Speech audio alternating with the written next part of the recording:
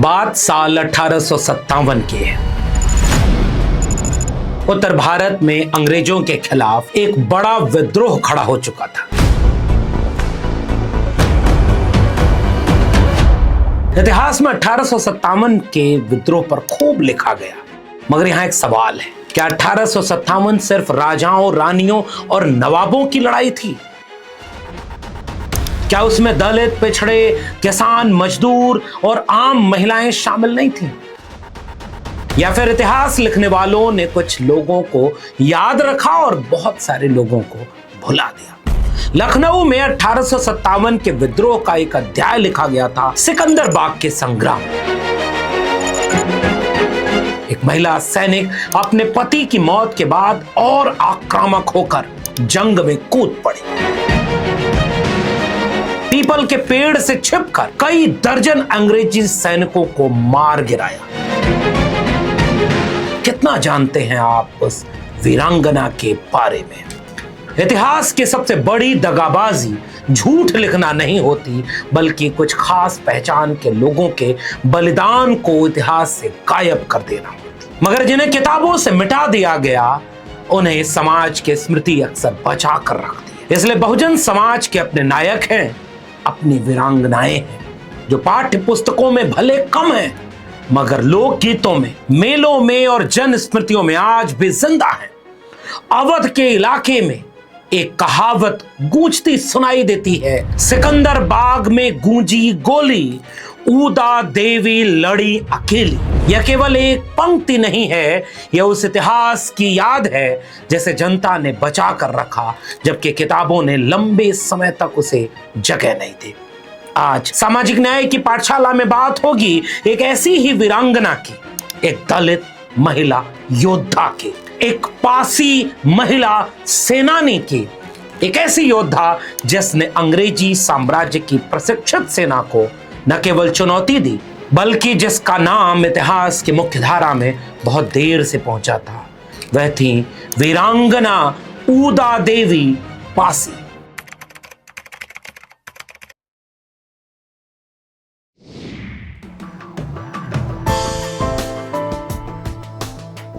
किसी भी महान शख्सियत को समझने के लिए उसके समाज को समझना जरूरी होता है। ऊदा देवी पासी समाज से आती थी। वह 19वीं सदी के उत्तर भारत के सबसे वंचित समुदायों में से एक था। जातिगत भेदभाव गहरा था, शिक्षा तक पहुंच सीमित थी, सामाजिक सम्मान ना के बराबर था, आर्थिक संसाधन तो थे ही नहीं, और दूसरी तरफ अंग्रेजी शासन जो लगातार किसानों, मजदूरों और गरीब दलितों, पिछड़ों पर अत्याचार बढ़ाते जा रहा था। कर का बोझ बढ़ रहा था, सामाजिक अपमान बढ़ता जा रहा था। पासी समाज को दोहरा अत्याचार झेलना पड़ रहा था, एक तरफ जाति व्यवस्था का अपमान, दूसरी तरफ अंग्रेजी शासन का शोषण। ऊदा इसी संघर्ष, इसी पीड़ा और सामाजिक वास्तविकता की मिट्टी से निकलकर सामने आती है। 1856 में अंग्रेज गवर्नर जनरल लॉर्ड डलहौजी ने अवध को अंग्रेजी साम्राज्य में मिला लिया। नवाब वाजिद अली शाह को सत्ता से हटा दिया गया। अवध की सेना भंग कर दी गई। हजारों सैनिक बेरोजगार हो गए। किसानों पर दबाव बढ़ा। जमींदारी और राजस्व व्यवस्था के जरिए अंग्रेजी नियंत्रण मजबूत किया गया। गांव-गांव में असंतोष फैल गया। यही असंतोष अगले साल यानी 1857 के विद्रोह में फूट पड़ा। वंचित, शोषित समाज का इतिहास बहुत लिखा हुआ नहीं मिलता, मगर अधिकांश ऐतिहासिक स्रोत ऊदा देवी का जन्म 30 जून 1830 को अवध क्षेत्र में मानते हैं। वे पासी समुदाय से आती थी। उनके पति का नाम मक्का पासी था। मक्का पासी बेगम हजरत महल के सेना में शामिल थे।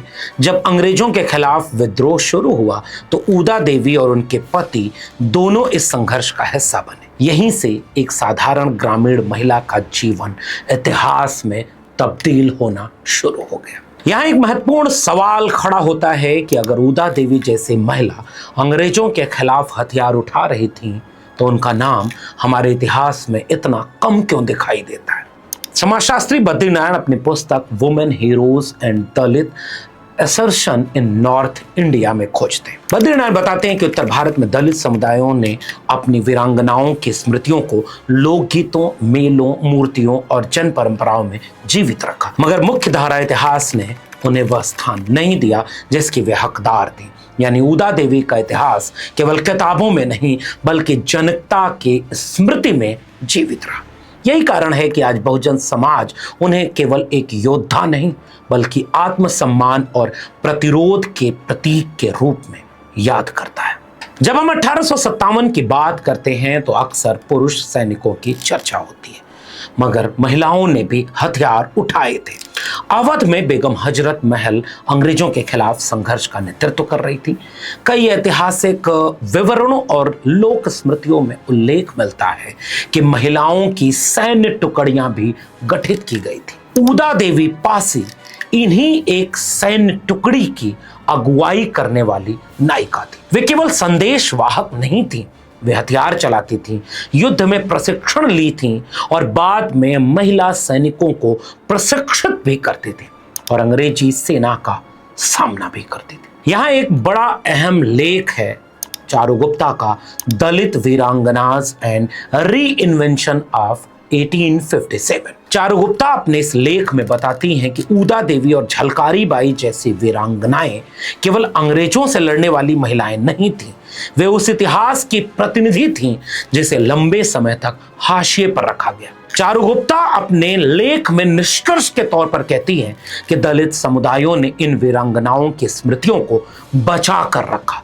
और बहुजन समाज ने उन्हें सामाजिक सम्मान और राजनीतिक चेतना का प्रतीक बनाया।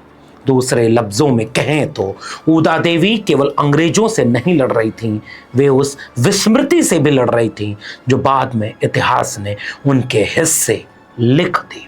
1857 के आसपास युद्ध के दौरान मक्का पासी शहीद हो गए। युद्ध में लड़ते समय उन्होंने शहादत दी।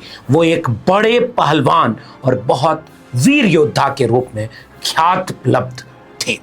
लोक परंपराओं के मुताबिक अपने पति की शहादत ने ऊदा देवी के संघर्ष को और तीखा बना दिया, मगर यह केवल व्यक्तिगत प्रतिरोध नहीं था, यह अपनी धरती, अपने समाज और अपने स्वाभिमान की लड़ाई थी जिसे ऊदा देवी पासी ने उस दौर में, जिस दौर में सती को पूज करके कुर्बान किया जा रहा था, एक महिला ने हथियार हाथ में उठाया। यह भारत का नया इतिहास था। 16 नवंबर 1857, ये तारीख बहुत अहम है। जगह लखनऊ का सिकंदर बाग। लखनऊ के सिकंदर बाग में 16 नवंबर 1857 की तारीख को ब्रिटिश सेना की अगुवाई कर रहे सर कॉलिन कैंपबेल अचानक हैरान हो गए। उनके साथ ही जनरल जेम्स होप ग्रांट और अन्य कई वरिष्ठ अधिकारियों ने हमला तो कर दिया। अंग्रेजी सेना लखनऊ पर दोबारा कब्जा करना चाहती थी और उस दिन जिसने सबसे ऐतिहासिक मुठभेड़ किया, उस वीर सैनिक का नाम है ऊदा देवी पासी। यहां एक अहम सवाल पर भी बात कर लेते हैं कि क्या ऊदा देवी की कहानी केवल एक लोक कथा है या इसका कोई ऐतिहासिक आधार भी है? यहीं एक ब्रिटिश स्रोत अहम हो जाता है। ब्रिटिश सैनिक विलियम फोर्स मिशेल ने अपनी किताब रिमिनिसेंसेस ऑफ द ग्रेट म्यूटिनी में उस महिला योद्धा का उल्लेख किया है जो ऊंचाई पर बैठकर अंग्रेज सैनिकों पर निशाना साध रही थी। लोक स्मृतियों के मुताबिक ऊदा देवी एक पीपल के पेड़ पर उस दिन चढ़ गई थी। ऊपर से वे अंग्रेज सैनिकों पर गोलाबारी कर रही थी। एक के बाद एक अंग्रेज सैनिक गोली लगने के बाद गिरकर मरने लगे। अंग्रेजों को समझ नहीं आया कि यह हमला कहां से हो रहा। जब सैनिकों ने ऊपर देखा तो पेड़ से गोलियां चल रही थी और फिर उन्होंने उस गोली चलाने वाले सैनिक पर निशाना साधा। गोली उस सैनिक को लगी, एक शरीर नीचे गिरा और जब अंग्रेज सैनिकों ने उस योद्धा के शरीर को पास से देखा तो वो कोई पुरुष सैनिक नहीं, एक महिला योद्धा का शरीर था। वह थी ऊदा देवी पासी। इतिहासकारों का मानना है कि विलियम फोर्ब्स मिशेल के विवरण और लोक परंपराओं को मिलाकर देखने पर यह घटना ऊदा देवी को वास्तविक और प्रामाणिक साबित करती है। यानी ऊदा देवी पासी केवल लोक स्मृतियों की एक बहुजन नायिका ही नहीं, 1857 की एक क्रांतिकारी योद्धा के रूप में ब्रिटिश सैन्य संस्मरणों में भी मौजूद है। बहुजन समाज ने ऊदा देवी को कभी नहीं भुलाया। अवध क्षेत्र में आज भी एक लोक पंक्ति सुनाई देती है, सिकंदरबाग में गूंजी गोली, ऊदा देवी लड़ी अकेली। यह पंक्ति केवल एक घटना का वर्णन नहीं, वह बहुजन समाज की स्मृति का दस्तावेज है। जब इतिहास की किताबें चुप थीं, तब लोकगीत बोल रहे थे। जब सत्ता भूल रही थी या जानबूझकर भुला रही थी, तब समाज याद रख रहा था। अगर हम कुछ किताबों, चारू गुप्ता से लेकर विलियम फोर्स मिशेल के विवरणों को एक साथ रखें तो एक बड़ी तस्वीर बनती है। ये तस्वीर ये भी बताती है कि भारत की स्वतंत्रता की लड़ाई केवल राजाओं और रानियों की कहानी नहीं थी। उसमें दलित भी थे, पिछड़े भी थे, किसान मजदूर भी थे, महिलाएं भी थी और आम नागरिकों ने इतिहास की दिशा को बदलने की लड़ाई लड़ी। मगर इतिहास लिखने वालों ने अधिकांशतः इन लोगों को बराबर की जगह देकर न्याय नहीं किया। कुछ लोग पाठ्य पुस्तकों में पहुंचे, कुछ लोग लोकगीतों में ही रह गए और कुछ लोग स्मारकों में अमर हो गए और बहुत कुछ लोग बहुजन समाज के स्मृतियों में आज भी दर्ज है।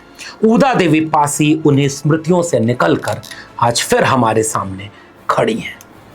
ऊदा देवी की शहादत के बाद सबसे महत्वपूर्ण उल्लेख ब्रिटिश सैनिक विलियम फोर्स मिशेल के संस्मरण में मिला। सिकंदरबाग के युद्ध पर लिखे ब्रिटिश सैनिक विवरणों से भी एक महिला विद्रोही का उल्लेख मिलता है जिसने अंग्रेज सैनिकों को भारी नुकसान पहुंचाया था। हालांकि उस समय सभी दस्तावेजों में उनका नाम साफ तौर पर दर्ज नहीं हुआ। बाद के दशकों में पासी समाज की मौखिक परंपराओं, बहुजन समाज के लोकगीतों और स्मृतियों ने उस महिला की पहचान जीवित रखी। 20वीं सदी के उत्तरार्ध में दलित इतिहास लेखन, बहुजन आंदोलन और शोधकर्ताओं ने ऊदा देवी पासी को फिर से सार्वजनिक स्मृति में स्थापित किया।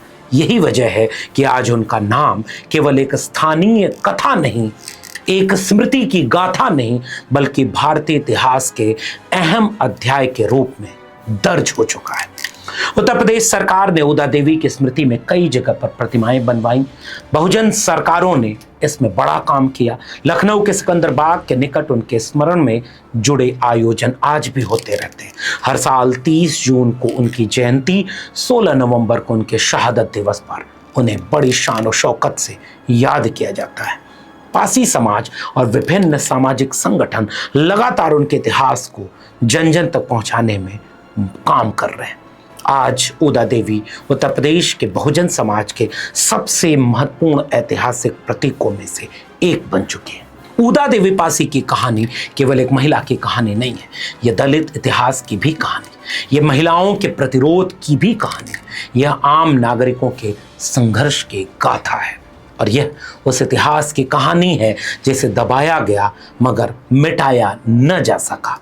ऊदा देवी पासी हमें याद दिलाती हैं कि भारत की आज़ादी की लड़ाई केवल महलों में नहीं लड़ी गई थी, वह खेतों खलिहानों में भी लड़ी गई, वह गांव कस्बों में लड़ी गई, वह दलितों, पिछड़ों, किसानों और महिलाओं ने भी लड़ी। और इसीलिए ऊदा देवी केवल अतीत नहीं है, वे आज भी सामाजिक न्याय, स्वाभिमान और प्रतिरोध की जीवंत प्रतीक है।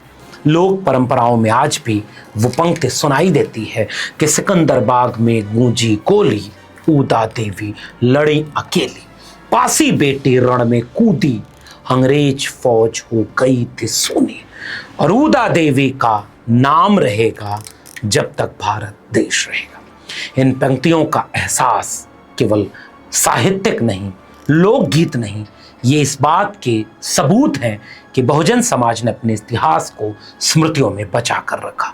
जब इतिहास की किताबें चुप थीं, तब लोकगीत बोल रहे थे।